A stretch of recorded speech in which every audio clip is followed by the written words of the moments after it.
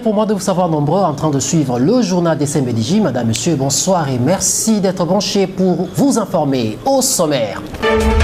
La semaine du 15 au 21 avril 2019 a été dominée par le naufrage des Kalehe dans le sud Kivu ayant causé la disparition des 150 personnes. Le chef de l'État s'y était rendu personnellement pour apporter soutien et assistance aux rescapés et aux familles des victimes.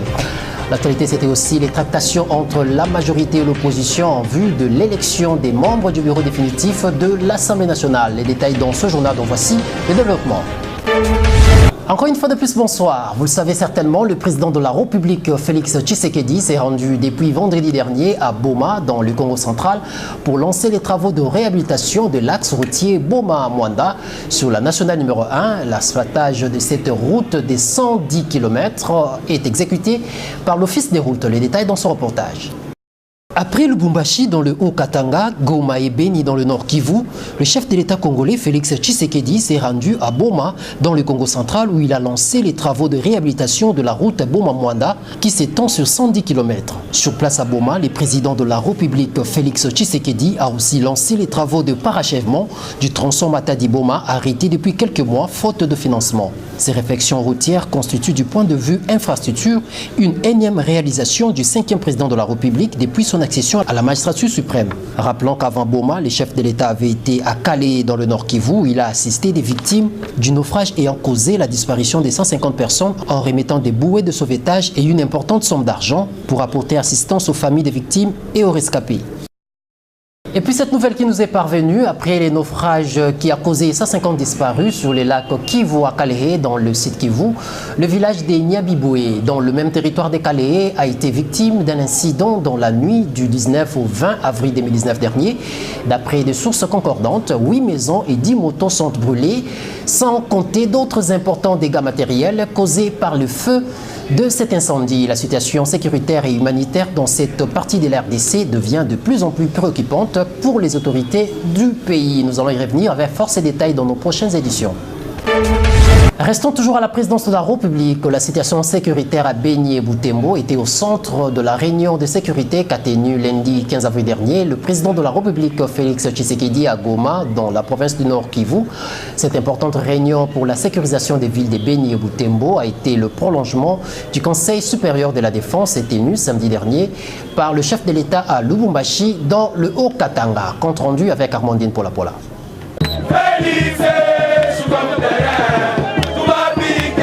Au terme de sa première mission officielle dans le Haut-Katanga, le président de la République, Félix-Antoine Tshisekedi, est arrivé ce dimanche à Goma par un régulier du vol 556 des Congo Airways. Honneurs militaires et bains des foules ont marqué sa première visite officielle à Goma. Plusieurs autorités civiles et militaires, des élus nationaux et provinciaux, ainsi que des forces vives de la nation sont venus saluer les présidents de la République. La mission à Goma est essentiellement sécuritaire et sanitaire. L'insécurité récurrente dans les Grands Nord ainsi que l'éradication de la maladie à virus Ebola seront au centre des échanges entre les présidents de la République et les responsables des services étatiques. C'est lundi, le président de la République, Antoine Félix Tshisekedi, a présidé à Goma une importante réunion sécuritaire.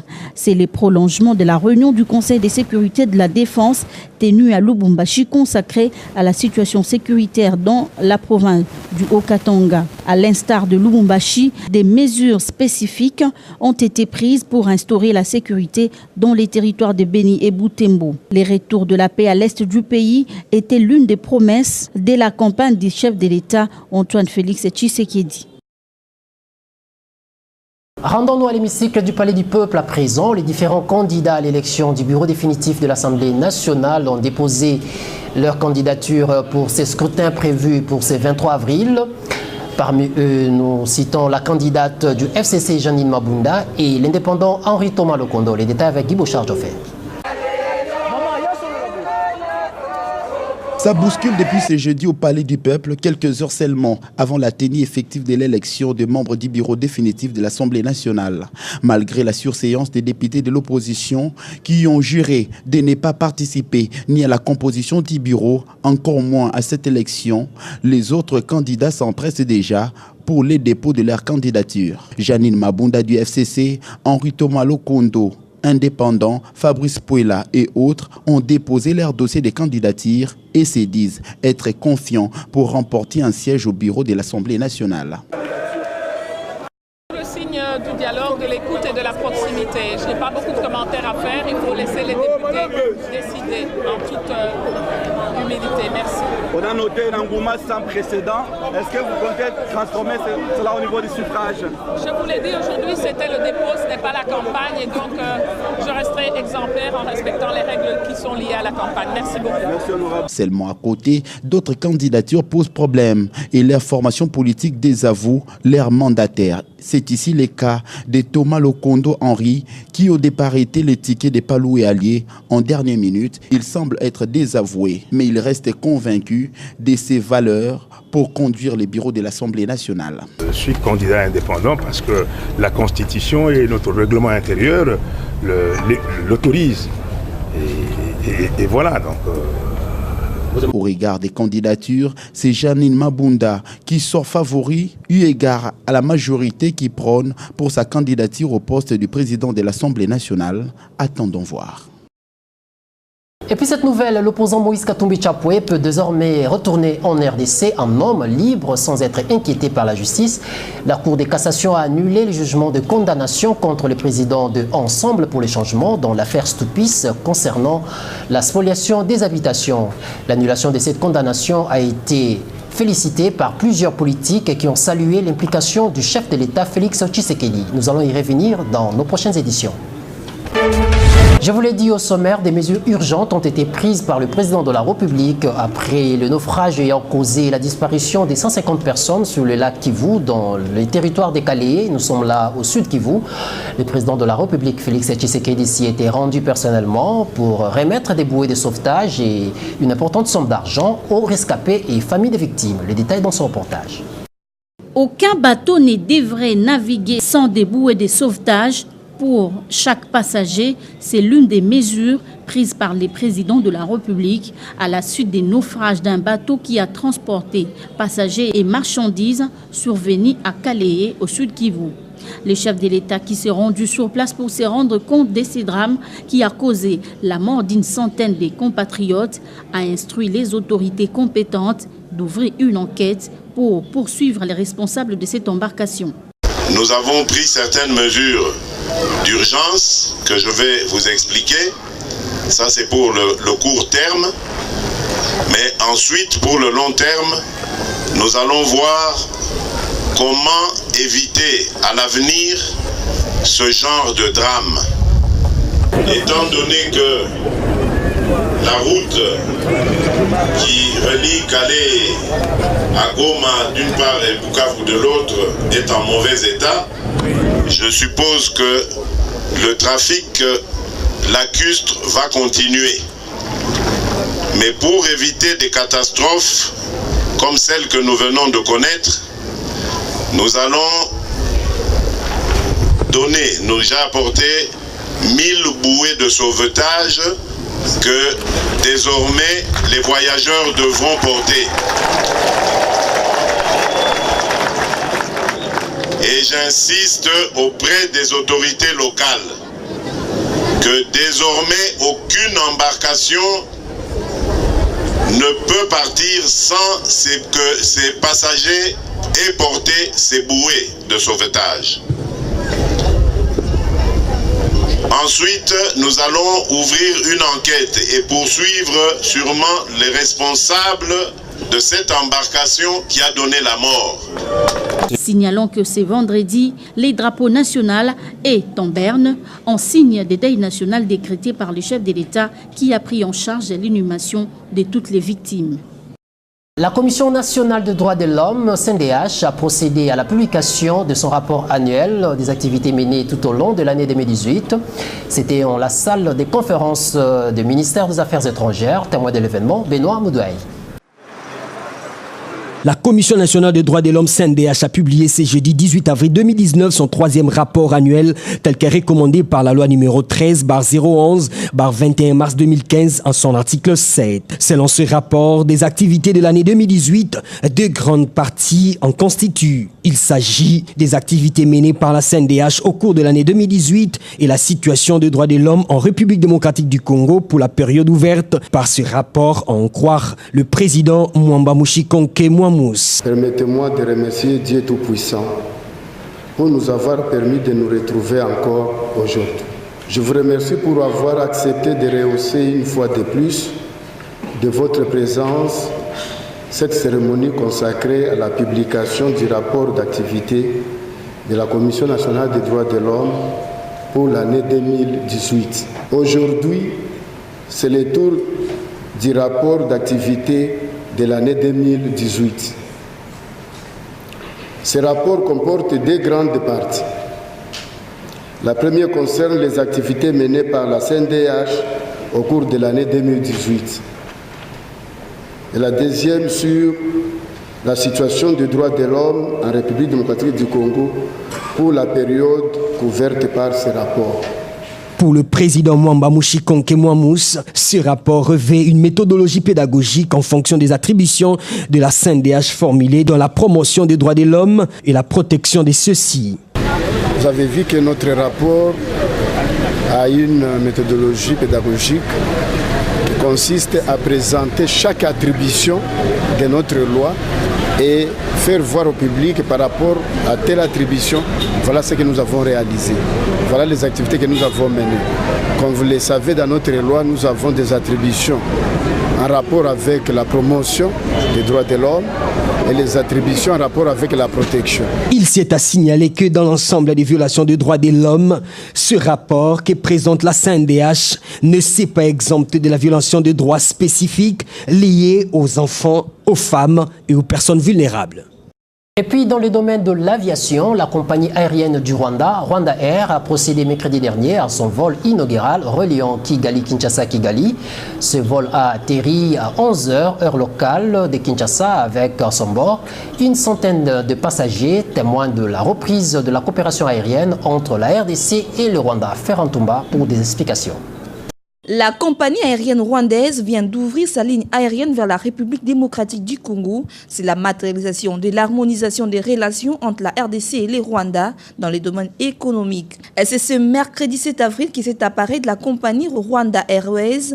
Ce Boeing 737 s'est posé sur les tarmacs de l'aéroport international d'Ndjili devant le ministre intérimaire des Transports et Voies des Communications Azarias Rouberois et devant les DG de la RVA ainsi que du secrétaire général au transport qui ont souhaité par cette occasion la bienvenue à cette compagnie aérienne rwandaise qui va désormais relier Kinshasa à Kigali. Pour la régie des voies aériennes, Leurs Excellences, recevoir un nouvel enfant, une nouvelle compagnie, c'est une fierté.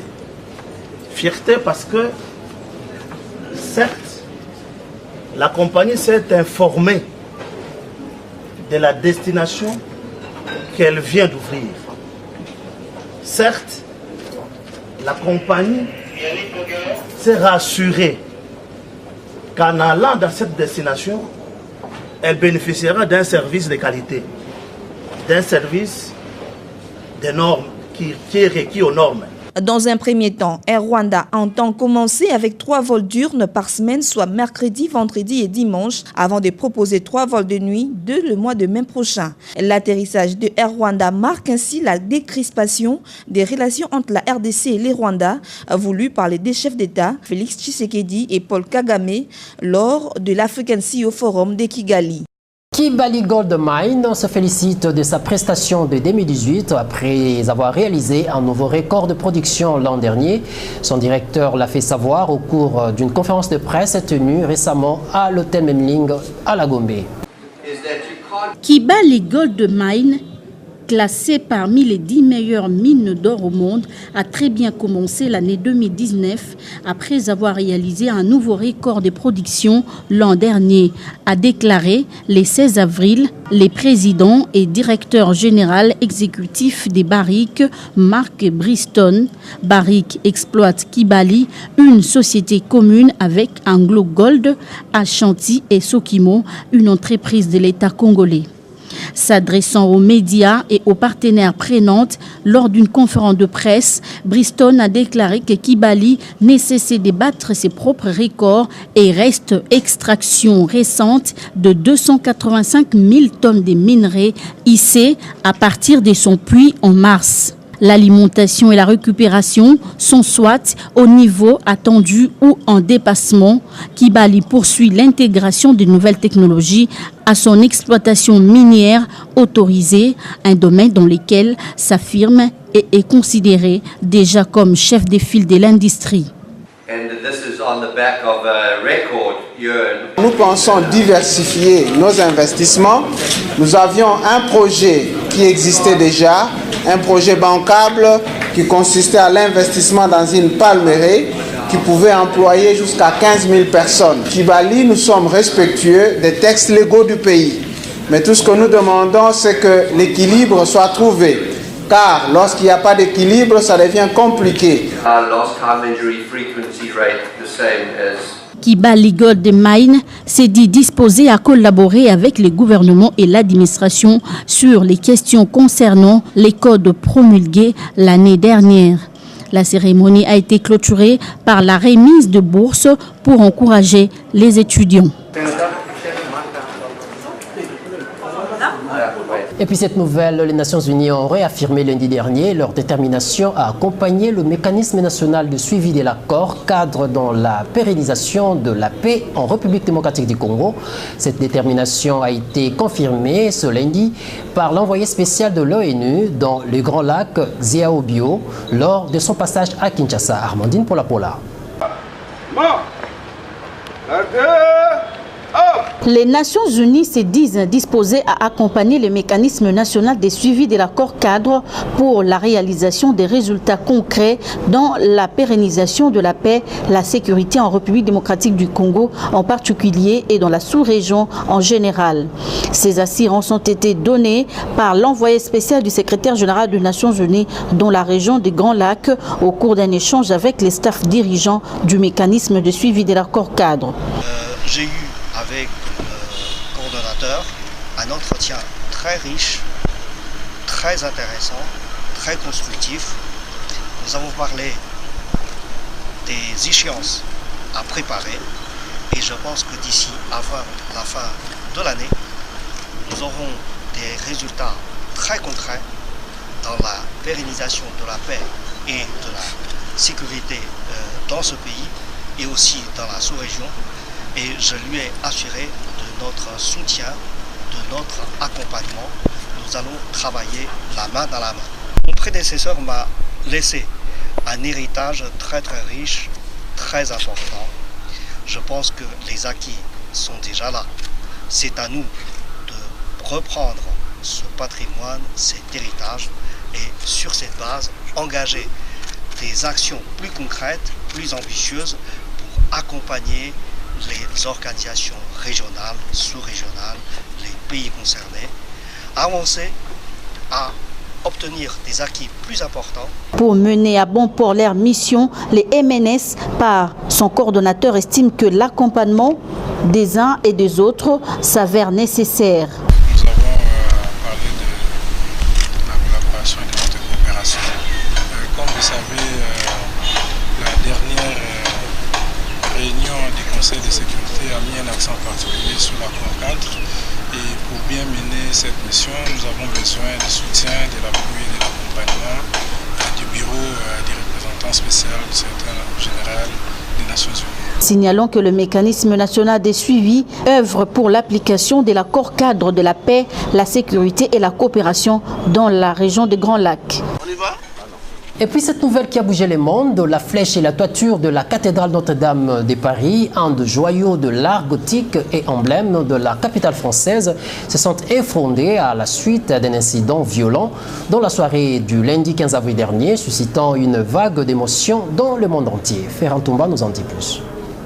Près de 400 pompiers ont été mobilisés, de même que des hélicoptères et 2 vedettes chargés d'alimenter les engins en eau pour éteindre ces feux qui s'étaient déclarés en fin de journée de ce lundi 15 avril, endommageant la toiture et en effondrant la flèche de la cathédrale Notre-Dame de Paris. D'après le maire de la capitale française, la priorité était d'abord d'éviter que les risques d'effondrement ne fassent des victimes collatérales sur les riverains et les touristes, ensuite de sauver les œuvres d'art se trouvant à l'intérieur de cette cathédrale. L'incendie de cet édifice classé au patrimoine mondial de l'UNESCO depuis 1991 a suscité l'émoi des milliers de personnes à travers le monde à cause de son attrait touristique estimé à plus de 13 millions de visiteurs par année. La République démocratique du Congo, par le truchement de son président Félix Tshisekedi, a envoyé à son homologue français son message de compassion pour partager la douleur de l'Église catholique, des chrétiens du monde entier et ceux de la France. Rappelons ici que la cathédrale Notre-Dame de Paris est l'un des rares monuments historiques dont la construction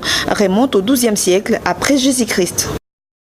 En sport, vous le savez certainement, la RDC s'est retrouvée dans le groupe A avec l'Égypte, l'Ouganda et le Zimbabwe après tirage au sort. Mais quelles sont les chances de la sélection congolaise à la CAN 2019 face à ces équipes, l'Égypte par exemple, en tant que pays organisateur de cette édition? Le journaliste sportif congolais des renommées internationales, François Kabulo-Mwana Kabulo, a éclairé l'opinion sur ces questions. Il était au micro de Clément Moujanaï. Non, je pense que les chances des Léopards sont intactes. Parce que dans ce système-là, il faudra bien gérer les matchs. Comme il y a 4 équipes, on aura 3 matchs, ce qui fait qu'il faut bien gérer le match et espérer passer au second tour. Bon, je sais que les Congolais ont paniqué parce que c'est l'Égypte. Non, la RDC ne peut pas avoir peur de l'Égypte. Rappelez-vous à l'aventure de 1974. Nous avions battu l'Égypte au Caire, s'il vous plaît, dans un match extrêmement difficile. C'était la demi-finale, bien sûr, avec cette génération dorée des Ndaye, des Kakoko, des Mayanga, des Bouanga, Kibonge, Kidumu, tout ça. Et toutes ces générations étaient là. Mais nous avions tenu tête dans un stade de Cairo Stadium plein à craquer, mais les Congolais s'étaient surpassés. C'est vrai qu'en 2006, nous nous sommes retrouvés avec l'Égypte, là qui nous a éliminés en quart des finales, avec la génération de Mputu Trésor et de Loa et les autres qui étaient avec nous au Caire. Bon, cette fois-ci, nous sommes dans cette poule qu'on appelle poule difficile, dans la mesure où il y a les pays organisateurs qui vont bénéficier de ces supporters, mais ça peut être une pression. Parce que dites-vous bien, moi je connais des Égyptiens, je discute, les Égyptiens ont peur de la RDC. Ah, ils savent, et ça rappelle beaucoup de choses. Pas plus tard qu'hier, je suivais encore une retransmission en arabe. On parlait d'Mputu, on parlait de TP Mazembe. Donc dans les golfs là-bas, les gens ont peur. Alors, moi je suis convaincu que les chances sont intactes, mais maintenant, il faut capitaliser ces chances. C'est-à-dire qu'il faut faire très très attention. L'Ouganda, les Zimbabwe, ça c'est le football anglais. Qui dit football anglais dit le football physique. Il y aura du muscle, certainement. On aura besoin du souffle à revendre. Alors je demanderai à Flora Ibenge de monter une équipe physique. Ça c'est capital. Il faut absolument une équipe physique. Il faut tenir pendant 90 minutes. Il faudrait que Flora nous épargne des joueurs touristes, que j'appelle touristes, qui n'ont pas beaucoup de temps de jeu, qui n'ont pas la compétition dans les jambes, qui ne vont pas tenir. Nous connaissons les joueurs. Je ne vais pas commencer à citer les joueurs de père ici qu'on dit Kaboul, Alobaki, Alobaki. Non. Nous connaissons tous les joueurs de l'équipe nationale. Nous allons simplement demander à Florent Ibenge de faire une bonne sélection. Madame, Monsieur, ce journal touche à sa fin, mais avant tout, le rappel des titres. La semaine du 15 au 21 avril 2019 a été dominée par le naufrage de Calais dans le sud Kivu et a causé la disparition de 150 personnes. Les chefs de l'État s'y étaient rendus personnellement pour apporter soutien et assistance aux rescapés et aux familles des victimes. L'actualité, c'était aussi les tractations entre la majorité et l'opposition en vue de l'élection des membres du bureau définitif de l'Assemblée nationale. Voilà ce qu'a été l'essentiel de ce journal. Madame, Monsieur, merci de nous avoir suivis et bonne suite de programme sur CMBDJ. Au revoir!